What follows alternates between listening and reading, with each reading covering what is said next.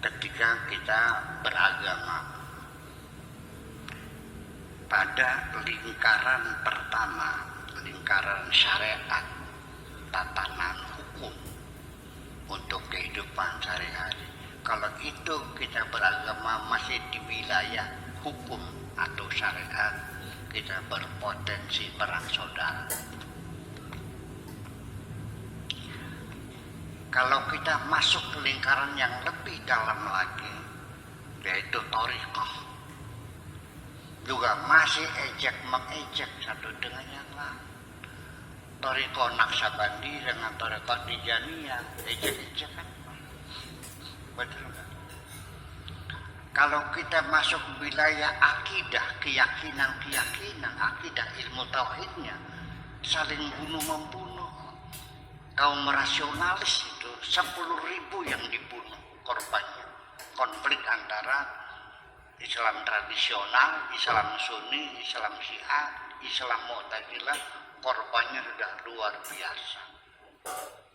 Kapan kita akan berhenti bertengkar ketika dalam beragama kita sudah masuk dalam wilayah cinta?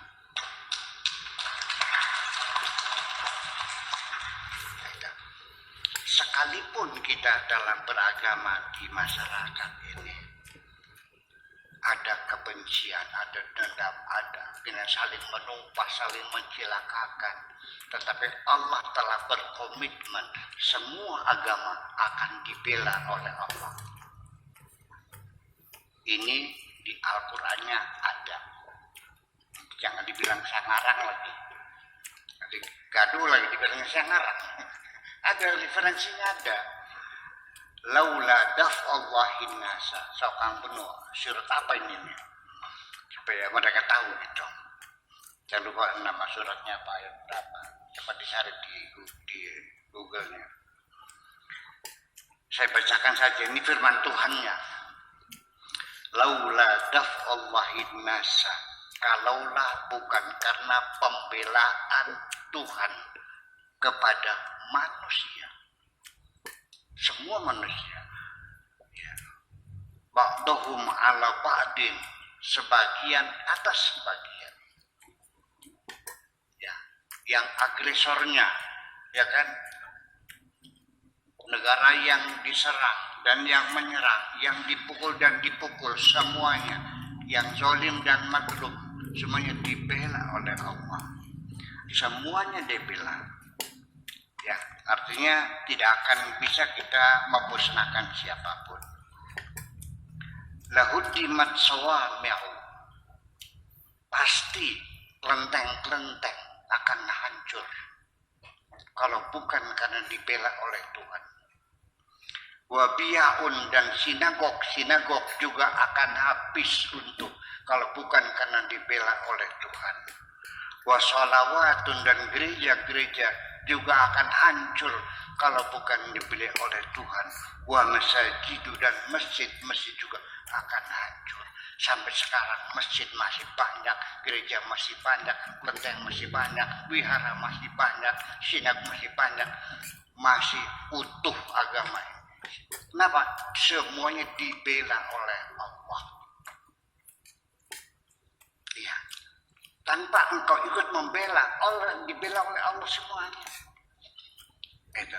Jadi artinya di sini yang menyebabkan kita ini bertengkar satu dengan yang lain adalah bukan persoalan agama, tapi persoalan kepentingan yang bermain di situ. Pengaruh, kepentingan materi, kekuasaan dan lain sebagainya. Bukan masalah agama.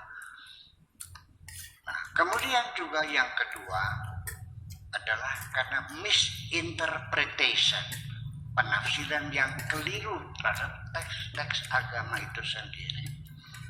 Penafsirannya dipaksakan sesuai dengan kemampuan dia berpikir. Tidak didiskusikan dulu, diseminarkan dulu, dibicarakan dulu. Jangan terburu-buru mengambil kesimpulan. Nah, ini yang menjadi persoalan. Seperti satu contoh yang dari salah penafsiran. Di dalam beragama Islam, ada standar kebenaran, standar eksistensialisme. Di bawah, kamu akan menjadi orang hebat, kelompok hebat apabila memainkan dua peran, amar ma'ruf nahi mungkar, mengajak orang berbuat baik, mencegah kejahatan. Supaya negeri itu aman, damai, tentram, makmur, kita berbuat baik. Yang lapar kita kasih makan, yang bodoh kita ajarin, yang sakit kita obatin, anak-anak kita biayai sekolahnya, kebaikan. Dan kita mencegah kejahatan, pencurian, perampokan, penipuan sebagainya. Itu standarnya. Tetapi ketika orang menafsirkannya amar ma'ruf nahi mungkar itu secara sewenang-wenang sesuai dengan pikiran sendiri, akhirnya orang yang berbeda agama dianggapnya kemungkaran. Padahal kemungkaran itu adalah kriminal sebetulnya. Masa orang beragama beda dianggapnya kemungkaran, kriminal? Memangnya kita menganggapnya satu dosa, satu kejahatan. Masa orang beragama beda dianggapnya jahat? Orang mau menyembah Tuhannya udah punya kejahatan. Ya itu sehingga akhirnya bikin tempat ibadah dipersulit dan sebagainya. Karena dianggapnya sebagai kejahatan. Kejahatan itu mencurian, pembunuhan, narkoba, korupsi dan sebagainya yang merusak moral, itu yang namanya mungkarat, bukan berbeda agama. Itu yang menjadi hal macam itu. Jadi akhirnya kembali kepada misinterpretation.